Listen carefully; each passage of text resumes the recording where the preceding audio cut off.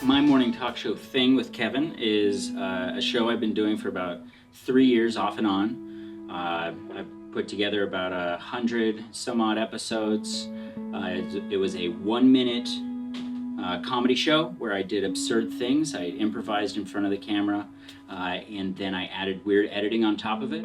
Some of them are funny, some of them are not. It's brought to you by elephants. Elephants. I started recording myself. I started making my morning talk show thing with Kevin because I had no other option. So I decided to just videotape myself and start a show, and I decided to make it every day rather than sometimes, because I've in the past given up on projects and not finished things and, you know, taken up more than I could chew. So I was like, hey, fuck it. Let's make a show every single day, and I'm gonna go until I'm done making it. And so I made like 100. You know, sometimes we're absurd, and, you know, you got to embrace it. If absurdity comes, it comes. It doesn't always mean that it's good content necessarily, but it's worth making. And it was worth making at the time. I really view the beginning of that show as just like pure creativity. It was not about what is somebody gonna think about this. So it is pronounced Les Hommes Sont, and I didn't know this until we premiered at Austin. So we, Drew and I walk up to our PA, or, you know, whatever, usher, whoever's running our show. Oh, are you the filmmakers for Les Hommes Sont? And I go, oh, it's actually Les Hommes Sont. And she goes, no, it is Les Hommes Sont. And like, I was just like, oh, okay, you were right. You were actually French. Okay, cool. So yeah, we didn't know how to pronounce our film until we debuted it, because a French person corrected us, which I love that.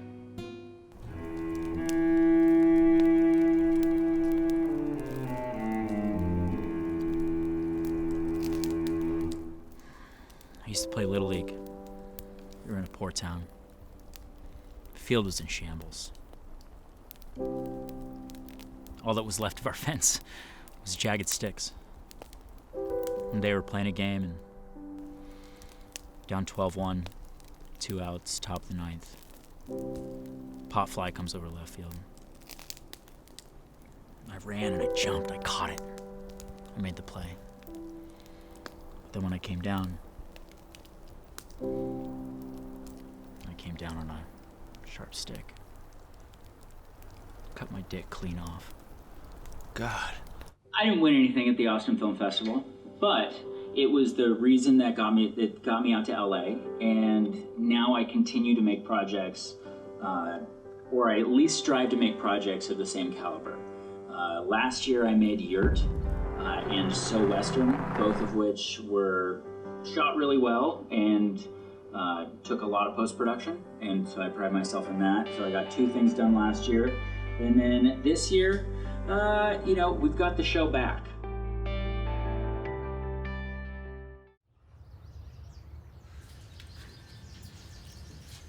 So tell me, what does it take to make the show? What process, what steps do you take? I line up clips, I grab footage, I edit for like 12, 15 hours. I got to pick individual songs for each little transition. Every step of the way, it is a lot of work. I have a part-time job making this unknown show. Yeah, so the show's definitely changing. It's improving. I'm really trying to bring like quality to it. So every week I've got to bring, my prize game on point. I've got to come up with a new game or recycle a game in a way that makes it new. Here we are at the Goodwill. you know, the best place to get a prize. All right, so now we're here at Goodwill. You have any clue what you're gonna get? Prizes. I need two So it's prizes. just gonna come after. Yeah. There we go. Thank you, sir. All right, well, yeah, that didn't work.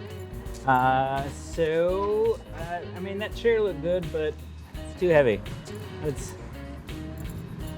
I bet I can find just some shit in my apartment. All right. So, yes, plan ahead, or don't plan at all, I say.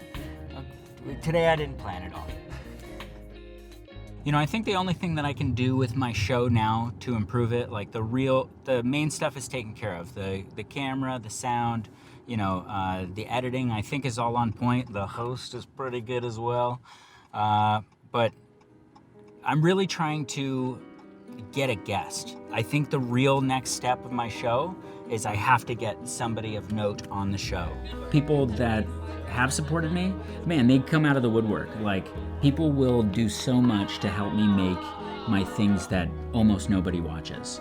And that's a big reason why I continue, is because I have friends in Atlanta and Texas and New York that'll work hours and hours on projects that I'm making, and for little to no recognition.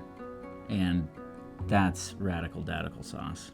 Betty, you're gonna have to do a clap for sound. Not yet. Do it now. Cool.